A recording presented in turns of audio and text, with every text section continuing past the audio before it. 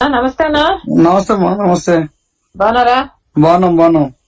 అన్న ఇప్పటికి కూడా ఆలస్యం కాలేదన్నా. నెక్స్ట్ టైం మీకు తప్పకుండా ఆపర్చునిటీ ఇస్తానా. ఏమమ్మా మరికా సొంతం అన్న మీరు ఇట్లా చేస్తే ఎట్లా అర్థం చేసుకోకుండా?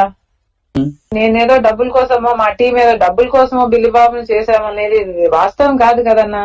ఏ రోజు జెండా మోయని వాడికి, ఏ రోజు పార్టీలో లేని వాళ్ళకి ఇచ్చేయడం వల్ల నాకు అది మరొక విషయం ఏంటంటే, మీరు ఆ వేలాది జనాల ముందు మరొక ప్రకటన చేయకపోయినా బాగుండేది. నేను అక్కడ ప్రకటన చేయడం వల్ల నేను డిసప్పాయింట్ అయ్యాను. మా వాళ్ళు మరొక ఇది అయిపోయారు.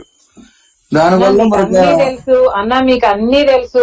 మీకు కాంగ్రెస్ ఓట్ బ్యాంకు ముఖ్యము, మనకు వైసీపీ ఓట్ బ్యాంకు కూడా ముఖ్యము. రెండు కలిసి వస్తాయని కదా నేను తీసుకుంది. మీరు ఇప్పుడు ఇండిపెండెంట్ గా పోటీ చేస్తే ఇంకా కాంగ్రెస్ పార్టీ గురించి మర్చిపోండి. మర్చిపోమంటే నేను మర్చిపోతాను. మరిక మర్చిపోండి. మీకు ఇప్పుడు మాత్రమే అవకాశం ఉంది.